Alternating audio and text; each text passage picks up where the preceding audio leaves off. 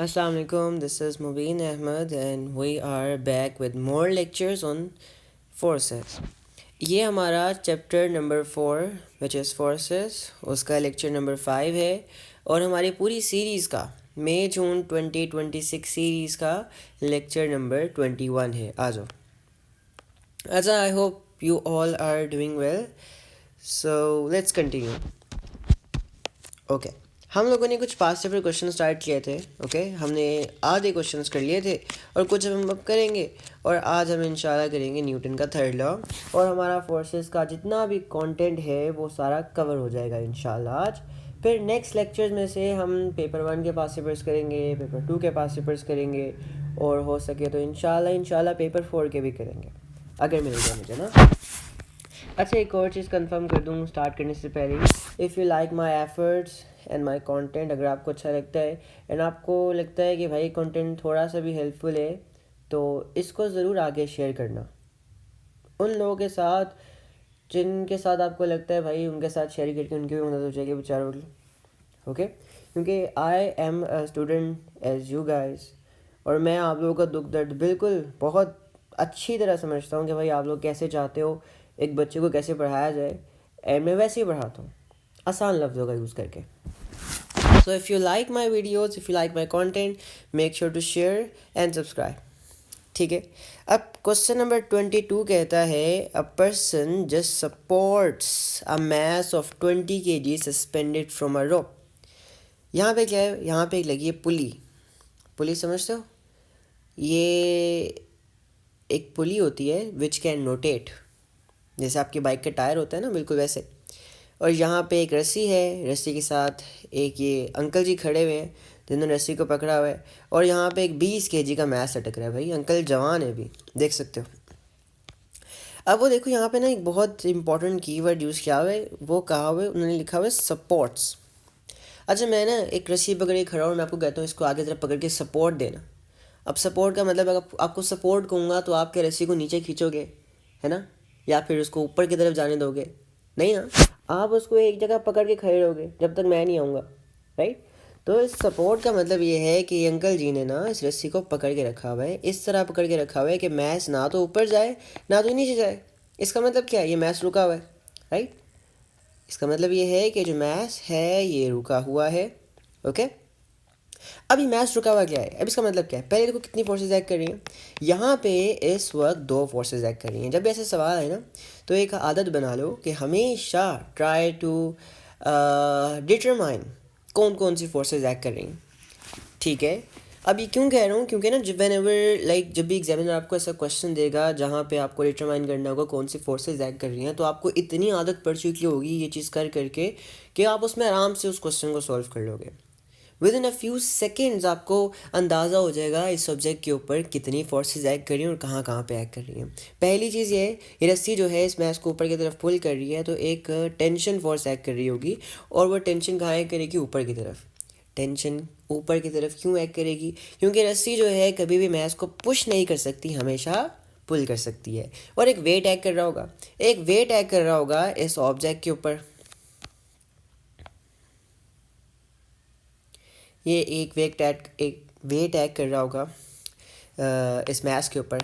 ठीक है, what is the resultant force acting on the mass. भाई रिजल्टेंट फोर्स क्या होगी, क्योंकि मैस को जहाँ पर है वहीं रखना है, सपोर्ट करके रखना है. इसका मतलब है जितनी फोर्स वेट एक्ट कर रही होगी उतनी ही टेंशन होगी, है ना. जितना वेट होगा उतनी ही टेंशन होगी ताकि आपकी रिजल्टेंट फोर्स 0 बने और आपका मैस जो है वो रेस्ट पर रहे. आपका आंसर ये है, याद रखो, whenever an mass is at rest इसका मतलब ये है कि रिजल्टेंट फोर्सेज आर 0. ठीक है, या तो मैस रेस्ट पर है, कहीं मूव नहीं कर रहा, या फिर अगर एक मैस कांस्टेंट स्पीड से मूव कर रहा है तो इन बहुत केसेस क्या होता है, आपकी रिजल्टेंट फोर्सेस 0 होती हैं. ओके, अच्छा, अब क्वेश्चन नंबर 32 देखो, यहाँ पे क्या हुआ है कि a man pulls a sledge of mass 25. Okay, तो आंसर को हटा देते हैं ताकि आप लोग देख ना पाओ. अब ऐसे क्वेश्चंस बहुत आएंगे आपके पास ना. A man pulls a sledge of mass 25 kgs. Okay, so you have a bodybuilder this time. या नहीं, ये तो मैं भी कर लूँगा. थोड़ा मुश्किल है लेकिन चलो ट्राई करते हैं। ये मैं खड़ा हूँ और एक स्लेज है जिसका मैस है 25 kgs, और मैं उसको खींच रहा हूँ ग्राउंड के अक्रॉस, लेवल ग्राउंड पे खींच रहा हूँ। एक हॉरिजॉन्टल फोर्स लगा रहा हूँ 60 न्यूटन्स की। मतलब मैं ना इस स्लेज को एक हॉरिजॉन्टल फोर्स से जिसका साइज़ है 60 न्यूटन्स, इस स्लेज को 25 किलो के स्लेज को खींच रहा हूँ। ठीक है, 25 किलो के स्लेज को खींच रहा हूँ। A constant force of friction of 20 newton acts on the sledge. Okay, अब क्योंकि देखो यहाँ पे ये स्लेज है राइट, और यहाँ पे एक रफ सरफेस है, ये आपस में कांटेक्ट में है और रबिंग भी हो रही है राइट, रबिंग भी हो रही है, सब कुछ हो रहा है, तो फ्रिक्शन भी होगी, है ना। तो फ्रिक्शन भी एक्ट कर रही होगी, और फ्रिक्शन की डायरेक्शन क्या होगी, हमेशा याद रखो कि जहाँ पे आपका ऑब्जेक्ट मूव करता है या मूव करने की कोशिश भी करता है, उसके बिल्कुल ऑपोजिट डायरेक्शन में आपकी फ्रिक्शन एक्ट करती है। तो अगर ये ऑब्जेक्ट राइट लेफ्ट की तरफ मूव कर रहे हैं तो आपकी फ्रिक्शन जो है वो राइट की तरफ एक्ट कर रही होगी। What is the acceleration of the sledge, you have to find the acceleration. Alright, अब ये क्या चक्कर है भाई, ये क्या हो गया, एक्सेलरेशन कहाँ से आ गई। तो आपको याद होगा कि न्यूटन के सेकंड लॉ में हमने एक चीज़ पढ़ी थी।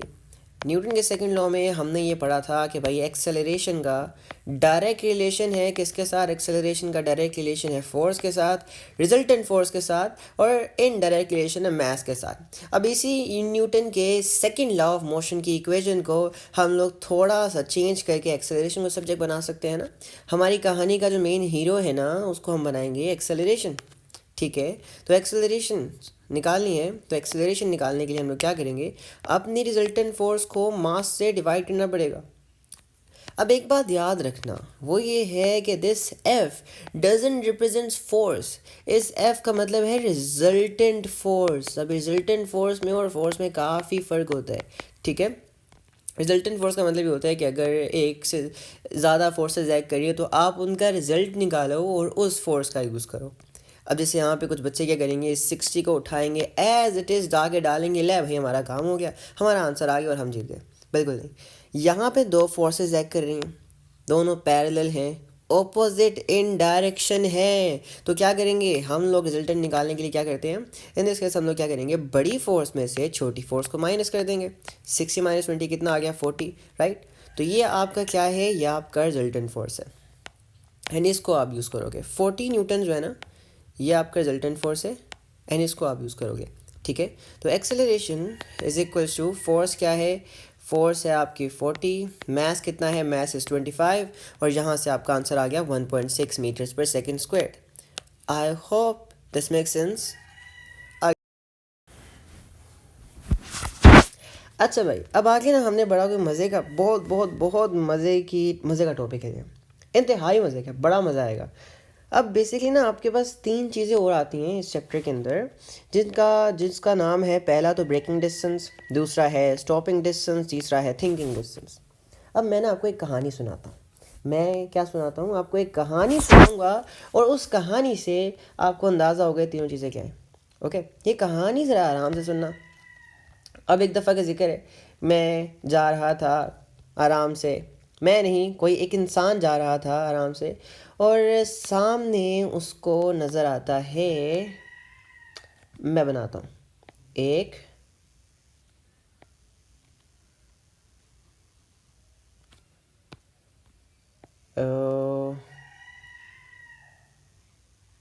एक शेर, एक शेर नज़र आता है। ये क्या है, ये मेरा शेर है।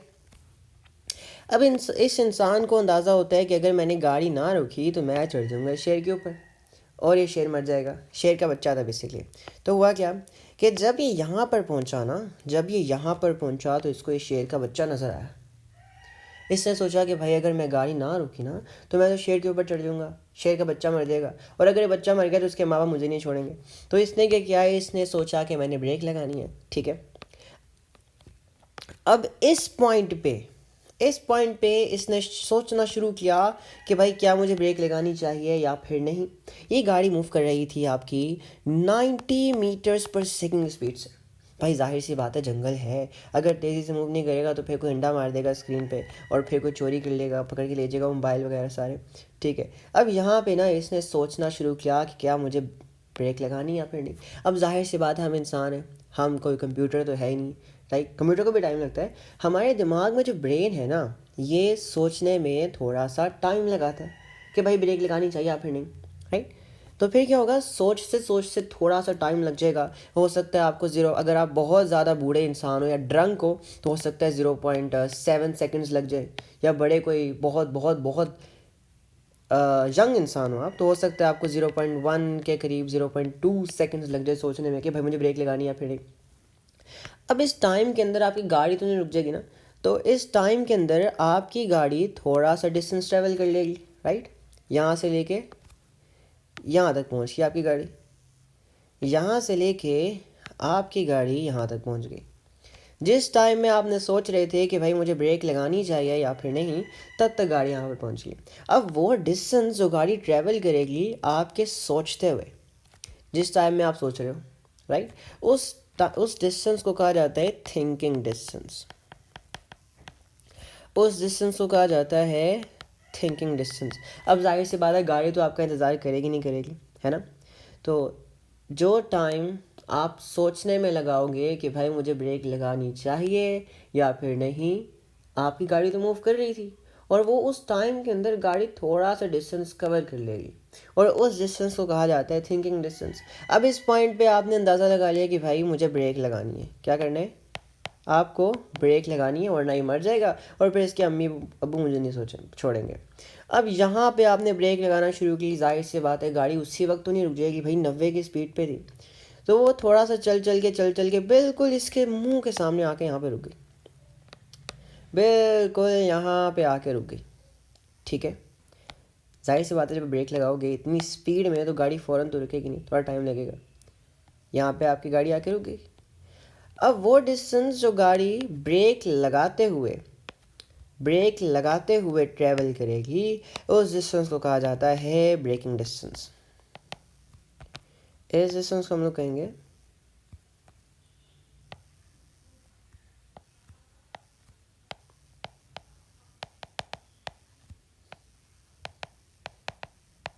डिस्टेंस, ठीक है। सो वो डिस्टेंस जो गाड़ी जब आप सोच रहे होगे, उस सोचने वाले टाइम में जो गाड़ी डिस्टेंस ट्रेवल करेगी उसे कहा जाएगा थिंकिंग डिस्टेंस। और वो डिस्टेंस जो ब्रेक लगाने के बाद से लेके रुकने तक आपकी गाड़ी ट्रेवल करेगी उसे कहा जाता है ब्रेकिंग डिस्टेंस, ठीक है। और टोटल गाड़ी ने रुकने में कितना डिस्टेंस ट्रेवल किया, इस टोटल डिस्टेंस को हम लोग कहेंगे, इस पूरे के पूरे टोटल डिस्टेंस को हम लोग कहेंगे स्टॉपिंग डिस्टेंस। स्टॉपिंग डिस्टेंस, ठीक है। तो स्टॉपिंग डिस्टेंस होता है क्या, ये देख लो। स्टॉपिंग डिस्टेंस कहा जाता है, स्टॉपिंग डिस्टेंस का मतलब होता है, नीचे ले आते हैं इसे। स्टॉपिंग डिस्टेंस का मतलब होता है thinking distance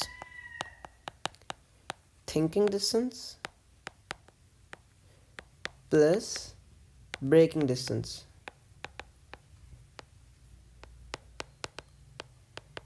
hope it make sense, ठीक है। तो ये सारी कहानी थी और ये होती हैं चीज़ें। अब आपको पता ये होना चाहिए कि भाई ब्रेकिंग डिस्टेंस को कौन से फैक्टर्स इफेक्ट करते हैं, स्टॉपिंग डिस्टेंस को कौन से फैक्टर इफेक्ट करते हैं और थिंकिंग डिस्टेंस को कौन से फैक्टर्स इफेक्ट करते हैं। अच्छा, टेक्निकली स्टॉपिंग डिस्टेंस को कौन से फैक्टर इफेक्ट करते हैं वो पढ़ना ज़रूरी नहीं है, क्योंकि स्टॉपिंग डिस्टेंस डिपेंड इन दोनों पर करता है, ठीक है। इन दोनों का जो सम है ना, वो आपको स्टॉपिंग डिस्टेंस देता है। अच्छा, अगर ब्रेकिंग डिस्टेंस की बात की जाए तो अज्यूम करो कि आप एक सड़क पर जा रहे हो, वहाँ पे बिल्कुल रफ सड़क है, सूखी सड़क है, तो ब्रेक जल्दी लग जाएगी। ब्रेक क्या होगी, ब्रेक जल्दी लग जाएगी। लेकिन अगर वहाँ पे ऑयल गिरा हो, अगर बारिश हुई हो, सड़क स्लिपरी हो, तो फिर और टाइम लगेगा, राइट। फिर और टाइम लगेगा ना। तो अगर रोड वेट है, रोड के ऊपर कोई ऑयल गिरा हुआ है, तो फिर क्या होगा कि ब्रेकिंग डिस्टेंस ज़्यादा होगा। भाई वो डिस्टेंस जो ब्रेक लगाने के बाद से लेके रुकने तक गाड़ी कवर करती है, ठीक है। अगर रफ और ड्राई होगा तो फिर कम डिस्टेंस ट्रैवल करेगी। एक और चीज़ है स्पीड, एक और फैक्टर है स्पीड। वैसे स्पीड तो इतना मैटर नहीं करती, ठीक है। तो ये दो चीज़ें जो है ना वो मैटर करती हैं। पहला वेट रोड, दूसरा रफ एंड ड्राई सरफेस।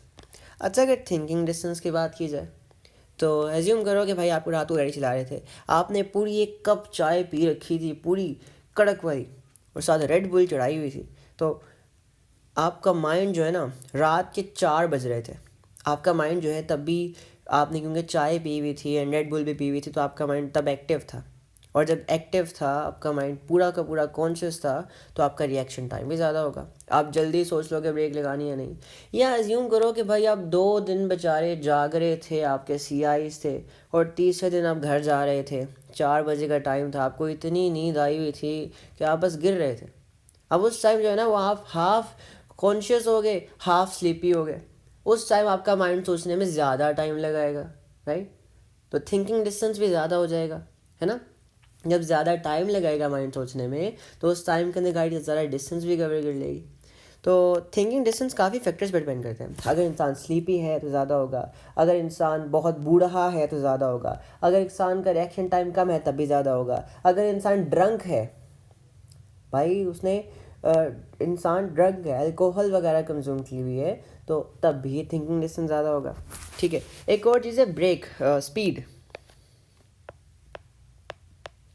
अब देखो ना, देखो अगर गाड़ी की स्पीड थी 50 मीटर्स पर सेकेंड, 50 मीटर्स पर सेकेंड, मैं आपको कहता हूँ, आपको सोचने में, आपको पहले सोचने में लगा 0.5 सेकेंड्स या 1 सेकेंड, कर लेते एज एन एग्जाम्पल। आपको सोचने में ब्रेक लगानी है नहीं, 1 सेकेंड लगा। अगर इतना टाइम लग रहा है तो फिर अल्लाह मालिक है आपका। तो 1 सेकेंड आपको लगा सोचने में। अब इस 1 सेकेंड के टाइम में आप 50 मीटर्स कवर कर जाओगे। लेकिन वहीं पे अगर आप अज्यूम करो कि आपकी गाड़ी 50 नहीं है, आपकी गाड़ी 100 मीटर्स पर सेकेंड की स्पीड से जा रही होती, तो फिर 1 सेकेंड में आप 100 मीटर्स कवर कर लोगे। ठीक है, इसी तरह भाई जितना ज़्यादा स्पीड होगी आपकी, उतना ज़्यादा आपका थिंकिंग डिस्टेंस होगा। भाई वो डिस्टेंस जो गाड़ी कवर करेगी, जब तक आप सोच रहे हो मैंने ब्रेक लगानी या फिर नहीं। Okay, I hope it make sense. तो ये सारा छोटा सा टॉपिक था जो मैंने आपको काफ़ी डिटेल में करवा दिया। इसके अब कुछ ऊपर पास पेपर्स हैं, वो एक क्वेश्चन है वो देख लेते।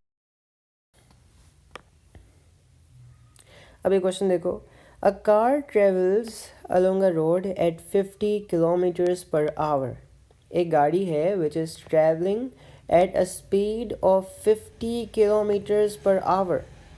The driver applies the same braking force at the same place on a day when the surface is dry. ठीक है, एक दिन था जब सरफेस ड्राई था, गाड़ी 50 किलोमीटर्स पर आवर की स्पीड से जा रही थी, और same amount of braking force लगाई उसने, and then on a day when road is wet. Okay, 2 scenarios हैं। पहला सिनेरियो ये है कि गाड़ी एक दफ़ा जा रही थी बिल्कुल ड्राई रोड से, रफ़ रोड से, एक दफ़ा गाड़ी उसी रोड से गुजर रही थी और वहाँ पे पानी था। इन दोनों केसेस गाड़ी सेम स्पीड से मूव कर रही थी, और गाड़ी ने क्या हुआ, गाड़ी ने same amount of braking force लगाई। On the wet surface how many of this distances are greater than the dry surface. अच्छा, अब वो कह रहे हैं कि इन तीनों डिस्टेंसेज में से वेट सरफेस पे कौन कौन से डिस्टेंसेस ज़्यादा होंगे। देखो वेट सरफेस पे क्या होगा, अभी पढ़ा, वेट सरफेस पे जो आपका ब्रेकिंग डिस्टेंस होगा, वो डिस्टेंस जो ब्रेक लगाने के बाद से लेके गाड़ी के रुकने तक आप कवर करते हो। अब जब पानी गिरा होगा तो फ्रिक्शन कम होगी, उस वजह से आप ज़्यादा डिस्टेंस कवर कर लोगे, तो आपका ब्रेकिंग डिस्टेंस जो है वो ज़्यादा होगा, है ना। सबसे पहली चीज़ आपका ब्रेकिंग डिस्टेंस ज़्यादा होगा। अच्छा, थिंकिंग डिस्टेंस को कुछ होगा, वेट रोड पे भी आप उतना ही कॉन्शियस थे, वेट रोड पे भी आपको उतना ही, मतलब बिल्कुल सही हालत में बैठे हुए थे, और ड्राई रोड पे भी आपकी वही कंडीशंस थी, तो टेक्निकली सोचने में आपको वही टाइम लगेगा। तो थिंकिंग डिस्टेंस जो है ना वो इतना नहीं इफेक्ट होगा। अच्छा, स्टॉपिंग डिस्टेंस की बात की जाए तो स्टॉपिंग डिस्टेंस क्योंकि सम होता है braking distance plus thinking distance का, राइट। तो टेक्निकली अगर एक भी चीज़ बढ़ती है तो स्टॉपिंग डिस्टेंस भी बढ़ जाएगा, है ना। अगर एक भी चीज़ बढ़ती है तो स्टॉपिंग डिस्टेंस भी बढ़ जाएगा। अगर मैं आपको एग्जांपल दूँ, 2 गाड़ियों की बात की ना उन्होंने, कितनी गाड़ियों की बात की उन्होंने, 2 गाड़ियों की बात की है। एक गाड़ी ये थी, और चलो भाई टायर घूम के बेचारी के, एक गाड़ी जो थी वो ये थी। इन दोनों केसेस में अगर मैं आपको एग्जांपल दूँ ना, तो एज्यूम करो कि पहली एग्जांपल में आपका ब्रेकिंग डिस्टेंस था 10, आपका थिंकिंग डिस्टेंस भी 10 था। अब ड्राई रोड पे आपका ब्रेकिंग डिस्टेंस बढ़ जाएगा, राइट। एज्यूम करो 20 हो गया, थिंकिंग डिस्टेंस उतने का उतना ही है। अगर मैं बात करूँ स्टॉपिंग डिस्टेंस का, तो इन दोनों का सम होता है 10 + 10 20, 20 + 10 30। तो अगर एक भी चीज़ इनसे बढ़ती है ना इनमें से, तो आपका स्टॉपिंग डिस्टेंस भी बढ़ जाएगा। टोटल टाइम कितना लगा रुकने में, टोटल डिस्टेंस कितना कवर किया गाड़ी ने रुकने में, ठीक है। तो ये दोनों चीज़ें बढ़ जाएंगी। तो हम क्या करेंगे, आपका आंसर जो है यहाँ से 2 आ गया, ठीक है। थोड़ा सा टाइम लगा, लेकिन मैंने सवाल अच्छी तरह समझा दिया। इन केस अगर कोई और क्वेश्चंस भी आ जाए, वैसे तो मैं करवाऊँगा, अगर कोई और क्वेश्चंस भी आ जाएँ तो you will be able to deal with. अच्छा, अब आ जाओ मेन चीज़ पे। ये सारे साइड कैरेक्टर्स थे। अब आते हैं मेन कैरेक्टर के ऊपर। जो मेन कहानी है वो शुरू होती है न्यूटन के थर्ड लॉ से। अब न्यूटन का जो थर्ड लॉ है ना, ये बहुत काम की चीज़ है। ये आपको एवरीडे एग्जांपल्स में आप जब नोटिस करोगे ना, ये भाई हर जगह अप्लाई हो रहा है, तो फिर आप सोचोगे भाई आपको फिज़िक्स से प्यार हो जाएगा। फिज़िक्स बहुत मज़े की है। आपको ना बेसिकली फ़िज़िक्स जो है ना, अगर आप इसको बहुत ध्यान से और इंटरेस्टिंगली पढ़ो ना, तो आप जिस नज़रिए से हर चीज़ को देखते हो ना, वो एकदम बदल जाता है भाई। मैं तो पता क्या है, मैं जिधर भी जाऊँ ना अपनी फ़िज़िक्स लगाना शुरू कर देता हूँ। अच्छा, ये क्यों हो रहा है। मैं कोई भी चीज़ देखूँ ना, उसके पीछे हमेशा मैं खुद नहीं, मेरा दिमाग रीजनिंग करना शुरू हो जाएगा, फिज़िक्स के कॉन्सेप्ट याद करना शुरू हो जाएगा कि भाई ये क्यों हो रहा है। अपनी तरफ से बनाऊँगा, चाहे वो सही है या नहीं, फिर आके घर रिसर्च करूँगा, ठीक है। काफ़ी मज़ा आता है इस चीज़ में ना, और अगर आप सही हो जाओ तो फिर और मज़ा आता है। अच्छा, अब न्यूटन का थर्ड लॉ ये कहता है कि every action has an equal and opposite reaction. इसका मतलब क्या है, देखो, आप जब दीवार को पुश करते हो तो दीवार भी आपके हाथ को वापस पुश करती है ना। आप जब ज़मीन पे पाँव से पुश करते हो तो ज़मीन भी आपको ऊपर की तरफ पुश करती है, आपके पाँव को। कभी फील करना है इस चीज़ को। आप जब गन चलाते हो, गन, तो बुलेट तो गन से बाहर निकलती है, आगे की तरफ जाती है, लेकिन आपके हाथ को भी बैकवर्ड फोर्स लगती है। तो जिस फोर्स से बुलेट आगे की तरफ जाती है, उसी फोर्स से आपके हाथ को भी पीछे की तरफ पुश करती है, ठीक है। तो दुनिया में बहुत बेशुमार एग्जांपल्स हैं। आप किसी इंसान को मारते हो ना, थप्पड़ मारते हो, तो जिस फोर्स से आप उसको मारते हो ना, उतनी ही फोर्स से आपको भी लगता है। आपको पता था इस चीज़ का भाई, जिस फोर्स से आप दूसरे को मारते हो ना, उसी फोर्स से आपको भी लगता है। Take an example, when you are playing football. आपने फुटबॉल को किक किया, जिस फोर्स से आप फुटबॉल को किक करोगे ना, उसी फोर्स से फुटबॉल भी आपके पाँव को वापस फोर्स लगाता है। तो इससे कहा जाता है एक्शन एंड रिएक्शन। अब इसके अंदर डेप्थ में चलते हैं, थोड़ा सा ना डेप्थ में चलते हैं। अब थोड़ा सा डेप्थ में चलते हैं, ठीक है, विच इज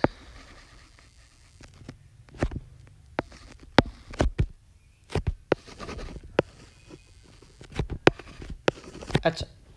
अब आप क्या कर रहे हो कि आप इस वॉल को आगे की तरफ पुश कर रहे हो, इस वॉल को आगे की तरफ पुश कर रहे हो, और आप फोर्स लगा रहे हो 40 न्यूटन्स की, ठीक है। अब ये वॉल भी आपके हाथ को बैकवर्ड्स पुश करेगी। मुक्का मार के देखना, आपको दर्द होगी। बॉल भी आगे पीछे की तरफ बैकवर्ड फोर्स लगाएगी ना।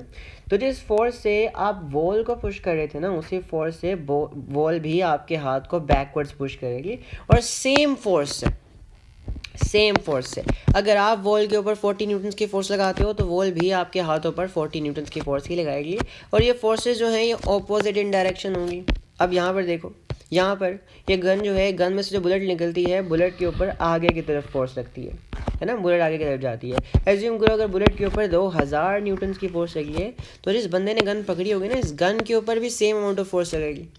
जितनी फोर्स बुलेट पे लगेगी, उतनी ही फोर्स आपके हाथों पे लगेगी, 2000 न्यूटन्स की फोर्स। दोनों फोर्सेस इक्वल इन मैग्नीट्यूड हैं, ठीक है, और ऑपोजिट इन डायरेक्शन ऐसे कहा जाता है action and reaction. Recoil of a gun भी कहा जाता है। अब आपका पाँव ज़मीन पे पड़ा हुआ है, आपका पाँव जो है वो ज़मीन पे पड़ा हुआ है। जितनी फोर्स आपका पाँव ज़मीन के ऊपर लगा रहा है, अज्यूम करो 100 न्यूटन की फोर्स लगा रहा है। ऐसा हो नहीं सकता है, क्योंकि 10 साल का बच्चा होगा, इसका मैथ 10 kg होगा अगर ऐसा हुआ तो, ओके। अब ये बच्चा जो है, ये नीचे फोर्स लगा रहा है 100 न्यूटन की।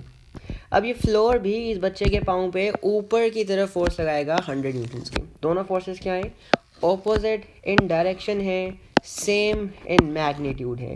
लेकिन इसके बारे में ना बच्चों का बहुत ही कोई एक अजीब पर्सपेक्टिव है, जो वो इसको समझ लेते हैं। और बहुत ज़्यादा गलतियाँ कर जाते हैं एग्ज़ाम में। मैं वो बताता हूँ। खैर ज़रा रिकॉर्डिंग लंबी हो रही है, इसको काट के दोबारा करता हूँ, नेक्स्ट रिकॉर्डिंग बता। अच्छा, अब यहाँ पे ना एक बहुत इंपॉर्टेंट चीज़ है, वो देखो। मैं एक चीज़ गलत साबित करता हूँ। अच्छा, एज्यूम करो ये आपके पास एक बॉक्स पड़ा हुआ है और इस बॉक्स के ऊपर दो फोर्सेस एक्ट कर रही हैं। एक फोर्स एक्ट कर रही है इस डायरेक्शन में, ठीक है, और एक फोर्स एक्ट कर रही है इस डायरेक्शन में, ठीक है। और यहाँ पे जो पहली फोर्स है इसका इसका मैग्नीट्यूड है 20 न्यूटन्स, इसका भी मैग्नीट्यूड है 20 न्यूटन्स, ओके। अब यहाँ पे आप देख सकते हो कि भाई दोनों फोर्सेस जो हैं वो ऑपोजिट इन डायरेक्शन है, इक्वल इन मैग्नीट्यूड है, लेकिन ये न्यूटन का थर्ड लॉ का पेयर नहीं है। ये फोर्सेस न्यूटन थर्ड लॉ नहीं है, याद रखो। ये फोर्सेस क्या हैं? ये फोर्सेस न्यूटन का थर्ड लॉ नहीं है, ठीक है। एक और एग्जांपल देता हूँ। एज्यूम करो कि भाई मैंने अब सवाल करवाया था आपको, या नीचे ले आते हैं इसको। ये आपकी दीवार है, दीवार नहीं छत कह लो, दिस इज़ योर छत। उस छत से रस्सा बांधा हुआ है मैंने,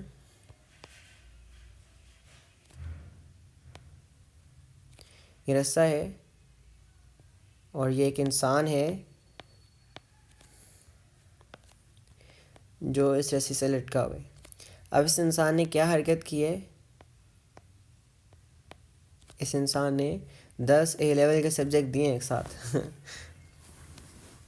अब ये कर रहा है, ठीक है। तो बात यह है कि देखो, इस रस्सी के अंदर there will be tension, right. इस रस्सी के अंदर टेंशन होगी जो कि ऊपर की तरफ, इस इंसान को ऊपर की तरफ खींची होगी, और इस इंसान का जो वेट है वो नीचे की तरफ एक्ट कर रहा होगा। ये टेंशन है T और ये इसका वेट है W, ठीक है। अब मुझे पता है कि both these forces are equal in magnitude. अगर टेंशन जो है, इफ टेंशन इज 10 न्यूटन्स और वेट भी 10 न्यूटन्स है, राइट, ऑपोजिट इन डायरेक्शन है, ठीक है, ऑपोजिट इन डायरेक्शन है और इक्वल इन मैग्नीट्यूड है, लेकिन ये न्यूटन का थर्ड लॉ पेयर नहीं है। न्यूटन थर्ड लॉ का पेयर नहीं है। अभी क्यों नहीं है? क्योंकि न्यूटन थर्ड लॉ, अब एक आम बच्चा जो होगा वो तो कह देगा भाई ये न्यूटन का पेयर है, वो कहेगा ऑपोजिट इन डायरेक्शन है, इक्वल फोर्सेस हैं, तो क्यों भाई, वाई, क्यों? न्यूटन का थर्ड लॉ का पेयर नहीं है ये। अब इसका रीज़न समझो। देखो, न्यूटन के थर्ड लॉ के पेयर की ना कुछ शर्तें हैं। पहली शर्त ये है कि फोर्सेस जो है ना, forces must be opposite in direction, opposite in direction. दूसरी शर्त ये है कि forces must be equal in magnitude.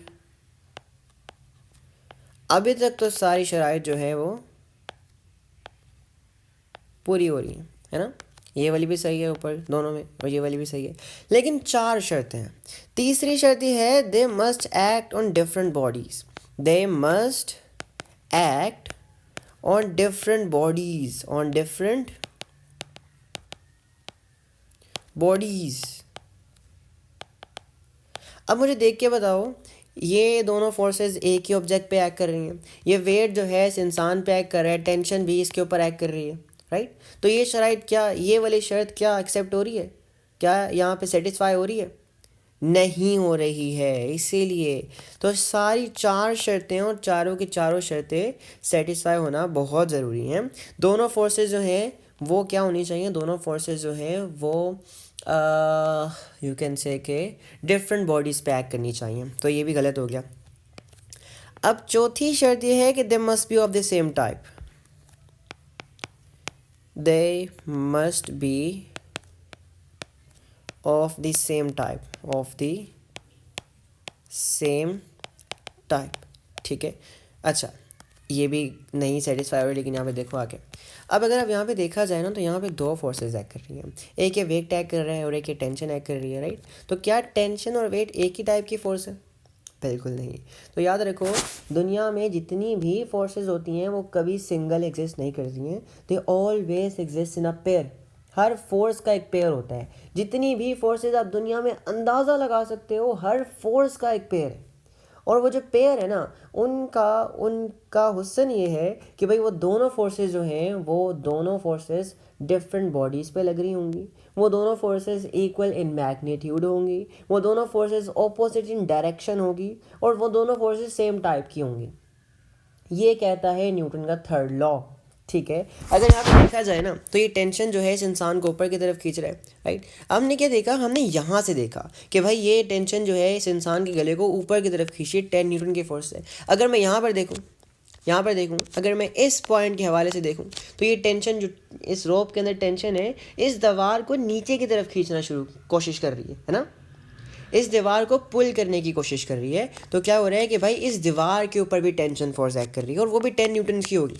अब यहाँ पर ये देखो, ये दोनों फोर्सेस क्या हैं, ऑपोजिट इन डायरेक्शन है। एक इस इंसान पे एक्ट कर रही है, इस दीवार पे एक्ट कर रही है, ठीक है, और दोनों सेम टाइप की हैं, ऑपोजिट इन डायरेक्शन है, देखो इक्वल मैग्नीट्यूड है, डिफरेंट बॉडीज पे एक्ट कर रही हैं और सेम टाइप की हैं। ये है न्यूटन की थर्ड लॉ, ये न्यूटन का थर्ड लॉ का पेयर है। ये क्या है, ये आपके पास है न्यूटन का थर्ड लॉ का पेयर, न्यूटन थर्ड लॉ। ठीक है, अगर अब यहाँ पर देखा जाए, ये वेट क्या होता है, ये वेट का मतलब क्या है, ये वेट का मतलब ये है कि ये इंसान, ज़मीन जो है जिस पे खड़ा हुआ है, जिस पे लटका हुआ है, वो ज़मीन इस इंसान को अपने सेंटर की तरफ खींच रही है 10 न्यूटन की फोर्स से। अब ये ज़मीन जो होगी ना, ये ज़मीन पे खड़ा हुआ है, जो अर्थ है, ये ज़मीन, मज़े क्या बताता हूँ, ठहरो, ठीक है। जिस फोर्स से ज़मीन इंसान को अपनी तरफ खींच रही है, उसी फोर्स से इंसान भी ज़मीन को अपनी तरफ खींच रहा है। पता है आपको, जिस फोर्स से ज़मीन इंसान को अपनी तरफ खींच रही है, जो वेट लग रहा है ना, उसी फोर्स से इंसान भी ज़मीन को अपनी तरफ खींच रहा है। तो इंसान भी ज़मीन को अपनी तरफ 10 न्यूटन की फोर्स से खींच रहा है। तो ये दोनों फोर्सेस जो हैं, ये पेयर है। ये क्या है, ये न्यूटन का थर्ड लॉ है। ये क्या है, ये न्यूटन का थर्ड लॉ है, न्यूटन थर्ड लॉ। अगर ऊपर एग्जाम्पल देखी जाए, अगर इस एग्जाम्पल में देखो, इस एग्जाम्पल में देखो, ये इंसान जो है इस दीवार को पीछे की तरफ पुश कर रहा है, दोनों सर्फेसेस कांटेक्ट में है। ये दोनों फोर्सेस किस टाइप के हैं, ये कांटेक्ट फोर्स है, ठीक है। एक फोर्स क्या है, ये इंसान दीवार के ऊपर लगा रहा है, पहली फोर्स इंसान दीवार के ऊपर लगा रहा है, और कहाँ पे लगा रहा है, राइट साइड पे लगा रहा है, और फोर्स कितने मैग्नीट्यूड की लगा रहा है, 40 न्यूटन्स के लगा रहा है। दूसरी फोर्स कहाँ लग रही है, दूसरी फोर्स इसके हाथों पे लग रही है, दीवार इसके हाथों पे फोर्स लगा रही है 40 न्यूटन्स की लेफ्ट की तरफ, और दोनों कौन सी हैं, दोनों ही आपके पास नॉर्मल फोर्सेस हैं। This both forces are normal contact force, same type की फोर्सेस हैं, ऑपोजिट इन डायरेक्शन है, इक्वल इन मैग्नीट्यूड है, और डिफरेंट बॉडीज पैक कर रही हैं। तो इनको हम लोग कह सकते हैं न्यूटन का थर्ड लॉ पेयर, ठीक है। तो फोर्सेस आप हमेशा पेयर में एग्जिस्ट करती हैं।